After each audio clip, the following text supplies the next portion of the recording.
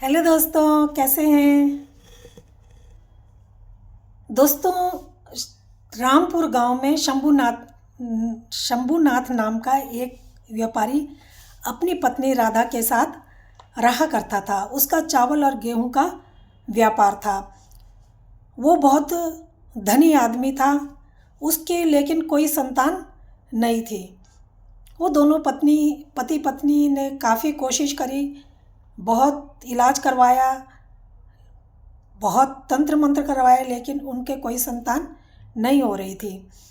अब एक बार क्या होता है कि राधा अपनी छत पर खड़ी होती है। वो देखती है कि एक मैना पक्षी का जोड़ा आता है। वो उनके छत पे घोंसला बनाता है और कुछ दिन बाद उसमें मैना अंडा दे देती है। अब वो मैना अंडा जब दे देती है तो अंडा देने के बाद वो शाम को जब अंडा फूटता है तो अपने बच्चे के लिए खाना लेने के लिए मैना पक्षी जाया करते और शाम को वापस आ जाते। सुबह जाते, दाना पानी खा के अपना शाम को वापस आ जाते। अब ऐसे ही दिन बीत रहे थे। एक दिन मैना और वो जो राधा होती है वो उन पक्षियों को दाना भी डाला करती और उनको खाते हुए देख करके खुश होती। अब ऐसे ही एक दिन वो दोनों का जोड़ा कहीं मैना पक्षी का चला जाता है। सुबह शाम को राधा उनकी इंतज़ार कर रही होती है कि वो दोनों खा वापस लौट के आएंगे, लेकिन वो नहीं आते। दूसरे दिन भी वो नहीं आते। 2-3 दिन तक वो जब नहीं आते तो राधा सोचती है अब इस अंडे का क्या होगा। तो राधा जो एक अंडे को देखती है, वो राधा कि अंडा दिन प्रतिदिन बड़ा होता जा रहा है, उसका आकार बहुत बड़ा हो गया है। अब एक दिन राधा उस अंडे को हाथ लगाती है और अंडा वहाँ से नीचे गिर जाता है और वो हाथ लगाते ही उसके फूट जाता है। जब फूटता है तो उसमें से एक छोटी सी बच्ची निकलती है, बहुत प्यारी सी। अब वो उसको उठाती है बच्ची को और शंभूनाथ को दिखाती है। तो शंभूनाथ भी उस बच्ची को देख कर के बहुत खुश होता है और कहता है कि देखो भगवान ने हमें एक बच्ची दे दी। तो वो उस बच्ची को पालते हैं। उसका नाम शंभूनाथ कहता है कि ये मैना के अंडे में से निकली है तो हम इसका नाम मैनावती ही रखेंगे। अब उसका नाम मैनावती रखते हैं। मैनावती अब धीरे धीरे बड़ी हो रही थी। अब वो बहुत सुंदर होती है। अब मैनावती अपने तालाब के किनारे एक दिन खड़ी होती है, कुएं के किनारे खड़ी होती है। तो वहाँ से राजा एक निकल के जा रहा होता है, जो मैनावती को देख लेता है और उसकी सुंदरता देखकर वो दंग रह जाता है और वो अपने जो उसके साथ में उसके सिपाही आए हुए थे और अपने सेनापति को कहता है कि जाकर पता करो कि ये लड़की कहाँ की रहने वाली है और इसके माता पिता कौन है। सेनापति जाता है और थोड़ी देर में ही जल्दी ही पता लगाकर वापस आ जाता है। वो कहता है कि ये श्यामपुर गांव की है। उसके पिता एक व्यापारी हैं और ये उनकी बेटी है। तो राजा कहता है कि ठीक है, तुम वहाँ जाओ और इसके पिता को बोलो, राजा मैं इस लड़की से विवाह करना चाहता हूँ, इसके पिता को जा कर के बोलो। अब जब वो वहाँ जाते हैं सैनिक, तो वो कहते हैं कि राजा तुम्हारी बेटी से विवाह करना चाहता है। तो वो बहुत शंभूनाथ खुश हो जाता है और कहता है कि ठीक है। अब मैनावती का विवाह राजा से हो जाता है। राजा की एक रानी पहले भी होती है, लेकिन उनके कोई बच्चा नहीं हो रहा होता। जब मैनावती वहाँ जाती है तो वो बहुत सुंदर होती है। अब राजा मैनावती को बहुत प्यार करने लगता है और उसके जो मैनावती होती है उसको, जो बड़ी रानी होती है, उसको देख के बहुत जलती थी, चिढ़ती थी कि राजा हर एक बात में मैनावती को ही पूछता है और मुझे कुछ पूछता ही नहीं, मेरी कोई परवाह करता ही नहीं।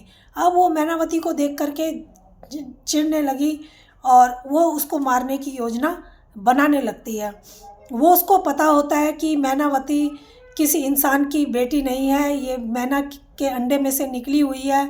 अब वो मैनावती के पास जाती है, मैनावती से पूछती है कि मैनावती, हम रानियों की ज़िंदगी को बहुत खतरा रहता है और तुम तो किसी इंसान की बच्चा नहीं हो, तुम तो मैना का हो, तो तुम्हारे जान किस में है? पहले तो मैनावती कहती है कि मेरी जान जैसे तुम्हारी जान तुम्हारे शरीर में है, ऐसे मेरी जान भी मेरे शरीर में है। लेकिन जब रानी उसको बहलाती फुसलाती है और बोलती है कि हमारी बहुत कीमती जान होती है, कोई भी हमें किसी भी समय मार सकता है, तो मैनावती जो बड़ी रानी होती है उसको सच सच बता देती है कि उसकी जान एक उनके घर में आंगन में एक कुआं है, उसमें एक संदूक है लकड़ी का, उसके अंदर एक छोटी डिब्बी है जिसके अंदर एक मोतियों की माला है, उसी में ही मेरे प्राण हैं, ऐसा उसको बता देती है। अब जो रानी होती है वो जाती है और कहती है कि तुम अपना ध्यान रखना, और उस जाती है और अपनी एक दासी को बुलाती है और उसको कहती है कि एक गोताखोर का प्रबंध करो। गोताखोर आता है रानी के पास, तो रानी उसको कहती है कि तुम छोटी रानी के मायके में जाओ और जब घर में कोई नहीं होगा उस टाइम पे घर में घुसना और वहाँ जाकर देखना कि एक कुआं होगा उनके आंगन में, उसके अंदर तुमने जाना है, उसमें एक लकड़ी का संदूक होगा, उसमें एक डिब्बी होगी छोटी, वो डिब्बी लेके मेरे पास आना है और तुमने इस बारे में किसी को भी नहीं बताना। अगर तुम उसके बारे में किसी को बता दोगे तो मैं तुम्हें जान से मरवा दूंगी और मैं उसको लाने के बदले में तुम्हें बहुत सारा सोना दूंगी। अब वो जाता है और लेके आता है, रानी को देता है और रानी उसको लेकर के बहुत खुश हो जाती है और गोताखोर को इनाम में काफ़ी सोना दे देती है। अब वो तो चला जाता है, लेकिन रानी डब्बी खोलती है और डब्बी खोलते ही जैसे ही वो डब्बी खोलती है तो मैना रानी बीमार पड़ जाती है। मैना रानी बीमार पड़ जाती है।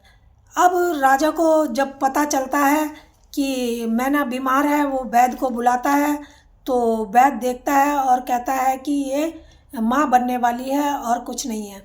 फिर मैनावती ठीक हो जाती है। रानी वो डिब्बी फिर अपने पास रख लेती है और मैनावती जब राजा को पता चलता है कि मैनावती माँ बनने वाली होती है तो उसका और भी ध्यान रखने लगता है। मैनावती एक राजा को कहती है कि मैं अगर मर जाऊं तो मुझे मेरे शरीर को तुम जलाना नहीं, एक महल बना के उसकी ऊंची ऊंची दीवारें हों जैसे कोई उसके अंदर ना जा सके, और मुझे उसके आंगन में मेरे शरीर को वहाँ लिटवा देना और वहाँ लिटा देना और उस महल में सब सुख सुविधा का सामान रख देना, जो भी ज़रूरत का सामान होता है सब वहाँ रखवा देना। राजा ऐसा ही करता है। जब मैनावती बड़ी रानी वो माला पहनती है तो मैनावती निष्प्राण होकर गिर जाती है और राजा को याद आता है जब सब कहने लगते हैं कि अब इसके शरीर को जलाया जाए। राजा तो बहुत दुखी होते हैं। राजा को अचानक ध्यान आता है कि मैनावती ने कहा था कि मेरे शरीर को जलाना नहीं और उसको एक महल बना के वहाँ रखवाना। तो राजा जैसा मैनावती ने कहा होता है वैसा ही करता है, उसके शरीर को एक महल बनवाता है, वहाँ ऊंची ऊंची दीवारें लगवाता है और वहाँ रखवा देता है। अब जब मैनावती का शरीर वहाँ रहता है तो राजा को मैनावती की बहुत याद आती थी। तो राजा वो जो महल बनाया था जहाँ मैनावती का शरीर था, राजा रोज़ वहाँ पर चक्कर लगाने के लिए सुबह शाम जाया करता और महल के चक्कर लगा के वापस आ जाता। अब ऐसे ही एक दिन राजा महल के चक्कर लगा रहा था। राजा को बच्चे की आवाज़ आती है रोने की। राजा सोचता है कि आवाज़ तो अंदर से आ रही है, लेकिन ऐसे कैसे हो सकता है, अंदर कैसे बच्चा जा सकता है। राजा से रहा नहीं जाता, वो अंदर जाता है, देखता है मैनावती के बगल में एक छोटा बच्चा लेटा हुआ है और रो रहा था। राजा उस बच्चे को उठाता है अपने पास, उससे खेलता है। बच्चा थोड़ी देर बाद में छोटा होता है, सो जाता है। राजा उसको सुला करके चला जाता है। ऐसे ही दिन बीत रहे थे। राजा रोज़ आता, बच्चे के साथ खेलता, उसको जब वो सो जाता उसको मैनावती के बगल में सुला के राजा चला जाता। ऐसे ही काफ़ी दिन हो गए थे। ऐसे ही लड़का अब 10 साल का हो जाता है। राजा आता था और बच्चे को दिन में खाना खिलाता, उसके साथ खेलता, बच्चा को सुला के फिर चला जाता। अब यही राजा की दिनचर्या थी। एक दिन राजा कहता है कि बेटा ये बताओ कि तुम्हारी माँ कब उठती है और तुम्हें खाना कौन खिलाता है? तो वो कहता है कि मेरी माँ ही मुझे खाना खिलाती है और ये रात को उठती है और सुबह होने से पहले ये फिर सो जाती है, रोज़ ही ऐसा ही करती है। राजा कहता है अच्छा, तो जब तुम्हारी माँ आज रात को उठे तो अपनी माँ को पूछना कि तुम रात को उठ जाती हो, दिन भर सोई रहती हो, ऐसा क्यों? तो वो कहता है कि ठीक है, आज ही मैं अपनी माँ से पूछूंगा। रात को जब उसकी माँ उठती है तो वो अपनी माँ से पूछता है कि उसकी माँ उससे पूछती है कि बेटा तुम आजकल खाना ठीक से नहीं खा रहे हो, क्यों नहीं खा रहे हो, क्या बात है?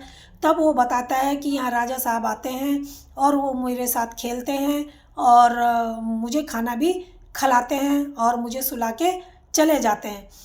जब वो सुनती है तो कहती है अच्छा। तो वो कहता है लेकिन माँ, राजा कह रहे थे कि तुम रात को क्यों उठती हो और दिन भर क्यों सोई रहती हो, कह रहे थे कि ये अपनी माँ से पूछना। वो सोचती है यही सही मौका है राजा को सब कुछ बता देने का।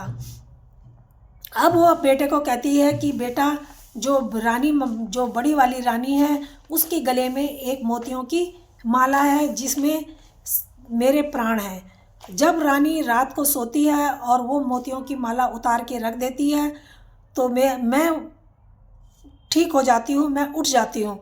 और जब वो पहन लेती है तो मेरा शरीर, सुबह वो पहनती है तो मेरा शरीर निष्प्राण हो जाता है और मैं सो जाती हूँ।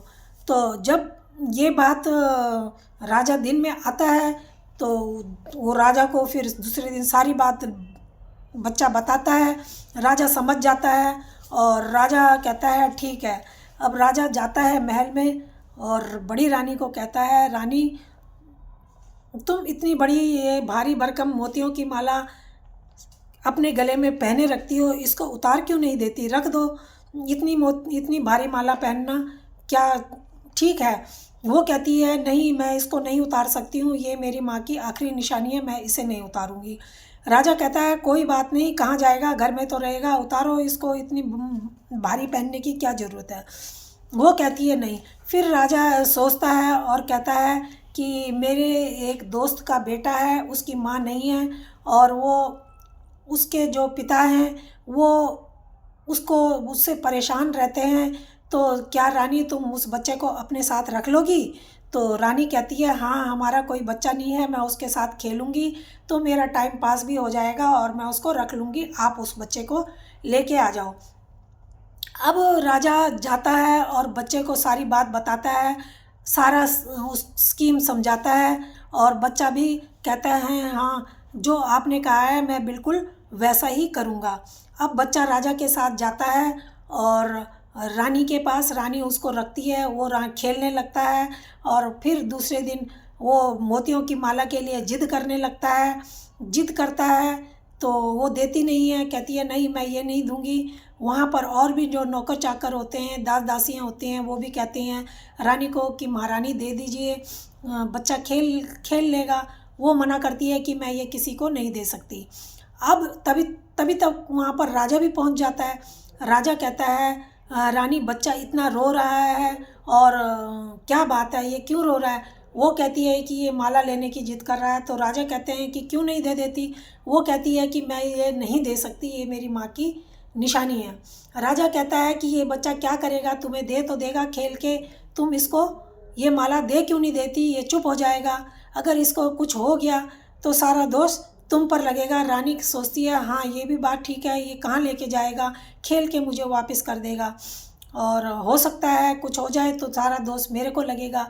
तो रानी उसको दे देती है माला। वो बच्चा थोड़ी देर इधर उधर खेलता है माला से और बाद में वो माला ले जा कर के राजा को दे देता है।